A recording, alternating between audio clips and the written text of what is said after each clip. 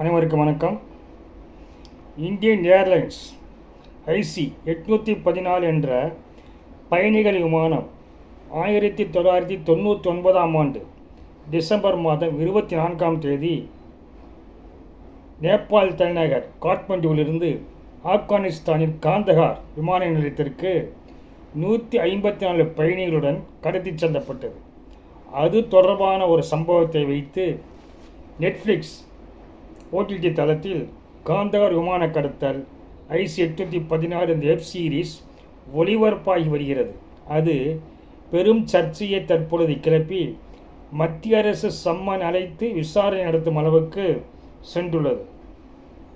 அதாவது இந்த விமான கடத்தலானது 1999 டிசம்பர் மாதம் 24 காட்மண்டுவிலிருந்து இந்தியாவை நோக்கி டெல்லிக்கு விமான நிலையத்திற்கு பயணித்த விமானத்தை அது புறப்பட்ட 40 நிமிடங்களில் 5 தீவிரவாதிகளால் அந்த விமானம் ஹைஜாக் செய்யப்பட்டது.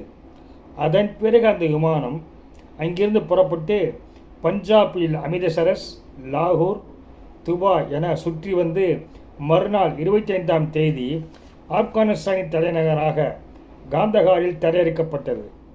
அப்பொழுது ஆப்கானிஸ்தானில் தலிபான்கள் ஆட்சியான தலைநகர் தான் காந்தஹார் என்பதாகும். இதன் காரணமாக இந்தியாவில் மிகப்பெரிய ஒரு பதற்றமான சூழ்நிலை ஏற்பட்டுள்ளது. இந்திய அரசாங்கத்திற்கும் மற்றும் கடத்தப்பட்ட 154 உறவினர்களும் மிகப்பெரிய பதற்றமும் உணர்ச்சி வசப்பட்ட நிலையில் அந்த பிரச்சனையானது முடிவுக்கு கொண்டு வர பேச்சுவார்த்தை நடத்தப்பட்டதில் இந்தியாவிலிருந்து 3 பயங்கரவாதிகளான மௌலானா மசூத் அசாத் மற்றும் இருவரையும் விடுதலை செய்து 154 பேர் மீட்கப்பட்டனர். இருந்தபோதிலும் அந்த விமானத்தில் இருந்த ஒருவர் பலியாகியுள்ளார். அந்த அளவுக்கு அந்த விமான கடத்தலானது இந்திய நாட்டில் மிகப்பெரிய உணர்ச்சி பூர்வமாகவும் ஒரு அதிர்ச்சி அடையும் சம்பவமாக இருந்தது. அப்பொழுது ஆட்சியில் இருந்தவர் வாஜ்பாய் அவர்கள் பிரதமராக இருந்த பொழுதுதான் இந்த சம்பவமானது நடந்தது.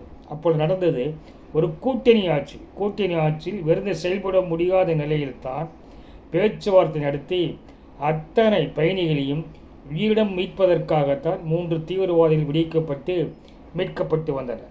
சரி, இந்த தற்பொழுது ஒளிபரப்பாகி வரும் இந்த சீரியலில் எப்படி சர்ச்சை உருவானது என்றால், கடத்தப்பட்ட நிகழ்வானது தீவிரவாதம் என்பது மறைக்கப்பட்டுள்ளது. அதேபோல் கடத்தப்பட்டவர்களின் பெயர்களும் மாற்றப்பட்டுள்ளதாக மிகப்பெரிய சர்ச்சை சமூக வலைத்தளங்களில் இருந்துள்ளது. குறிப்பாக கடத்தப்பட்ட 5 தீவிரவாதிகள் chief, doctor, Shankar, polo, burger என அவர்களுக்குள்ளாக பேசி அழைக்கப்பட்டது தான் சீரியலில் இடம்பெற்றுள்ளது.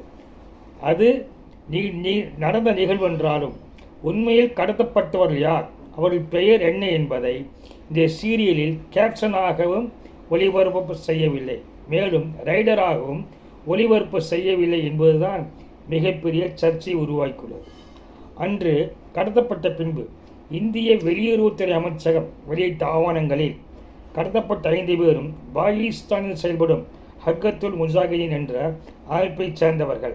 அந்த 5 பேரின் பெயர்களான இப்ராஹிம் அக்தர், சகீத் அக்தர் சயீத், சன்னி அகமது காசி, ஜாகூர் மிஸ்ரி மற்றும் ஷாஹிர் என்று 5 பேர்கள் இடம்பெற்றுள்ளனர். இந்த 5 பேரின் பெயர்கள் தான் அவர்களுக்குள்ளே பேசுகின்ற பொழுது chief, doctor, Shankar, polo, burger என பேசியது மட்டுமே இது ஒளிபரப்பாகியுள்ளதான் சர்ச்சை உருவாக்கியுள்ளது. ஏன் அசல் பெயரான உண்மையான பெயர் ஒளிபரப்பு செய்யப்படவில்லை என்ற அடிப்படையில் கடும் விமர்சனத்தை அடுத்து மத்திய அரசின் செய்தி ஒளிபரப்புத்துறை அமைச்சகம் நெட்ஃப்ளிக்ஸின் கண்டென்ட் ஹெட்டுக்கு ஒரு சம்மன் அனுப்பி விளக்கம் கேட்டுள்ளனர்.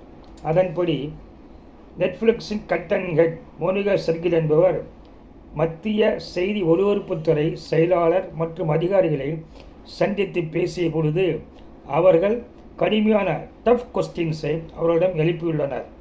அதன் பிறகு கண்டென்ட் ஹெட் அவர்கள் இந்த சந்திப்பில் இனிவரும் சீரியல்களில் கண்டென்ட்டை ஆய்வு செய்வதாகவும் மேலும் வருகின்ற சீரியல் அனைத்திலும் இந்தியாவின் உணர்வுகளையும் இந்திய மக்களின் உணர்வுகளையும் பிரதிபலிக்கும் வகையில் இருக்கும் என்று உறுதியளித்துள்ளார். இந்த நிலையில்தான் செய்தி ஒலிபரப்புத்துறை அதிகாரிகள் கடுமையான கேள்வி எழுப்பியுள்ளார்கள். அதாவது, ஏன் IC 814 சீரியலில் எங்கும் கேப்ஷன் இல்லை மற்றும் விமானத்தில் ஈடுபட்டுள்ள அசல் உண்மையான பெயர்களை ஏன் ரைடராகவும் காட்டப்படவில்லை ஏன் என்ற கேள்வியை அவர்கள் எழுப்பியுள்ளார்கள். மேலும் இந்த சீரியல் எப்படி காண்பிக்கப்பட்டுள்ளது என்றால், கடத்தல்காரர்கள் அதாவது ஹைஜாக் செய்தவர்கள் அனைவருமே உணர்ச்சிபூர்வமாகவும் இரக்கமுள்ளவர்களாகவும் மற்றும் அவர்கள் பேச்சுவார்த்தையில் உறுதியாக இருப்பது போலும் காட்டப்பட்டுள்ளது. ஆனால் மத்திய அரசின் தரப்பில் பேச்சுவார்த்தை நடத்தியவர்கள் பலகீனமாகவும் குழப்பமடைவதாகவும் காட்டியுள்ளது ஏன் என்ற கேள்வியை எழுப்பியுள்ளார்கள். இது இந்திய மக்களின் உணர்வுகளையும் இந்தியாவின் உணர்வுகளையும் புண்படுத்தும் விதமாக அமைந்துள்ளது என்றுதான் அவர்கள் வினா எழுப்பியுள்ளனர். இதன் பிறகுதான் நெட்ஃப்ளிக்ஸின் கண்டென்ட் ஹெட் மோனிகா சர்க்கிள் அவர்கள் இவ்வாறு உறுதிமொழியை தந்துள்ளார்கள். இனி வரும் சீரியல்களில் கண்டென்ட்டை ஆய்வு செய்வதாகவும் சீரியல் அனைத்திலும் இந்தியாவின் உணர்வுகளையும் இந்திய மக்களின் உணர்வுகளையும் பிரதிபலிக்க வண்ணம் இருக்கும் என்று அவர்கள் உறுதியளித்துள்ளார்கள்.